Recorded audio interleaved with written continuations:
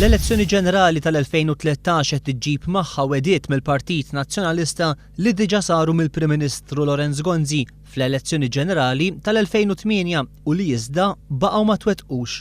Qabel l-elezzjoni ġenerali ta' 5 snin ilu, Lorenz Gonzi kien ta' garanzija li sal-2010 id-deficit kien se jispiċċa l-kollox u minflok pajjiżna kien se jibda jdaħħal aktar milli joħroġ.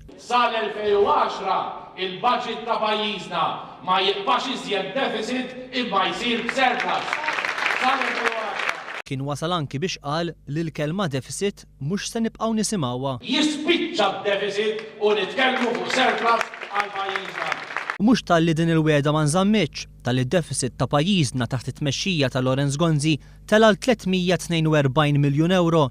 U issa lejliet l-elezzjoni ġenerali tal-2013 l-istess Lorenz Gonzi qed jerġa' jagħmel l-istess wiegħda ta' 5 snin ilu.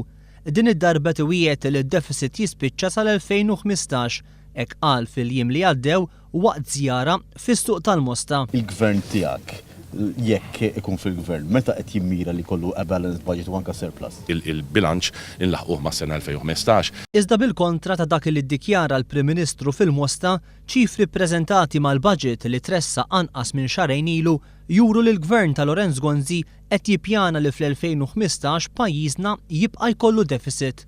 Tabella 2.2 f'paġna 9 tad-diskors tal-budget tindika bl-aktar mod ċar li sal-2015 pajjiżna se jkollu 49 miljun euro f'deficit, ekwivalenti għal 0.6% tal-prodott gross domestiku.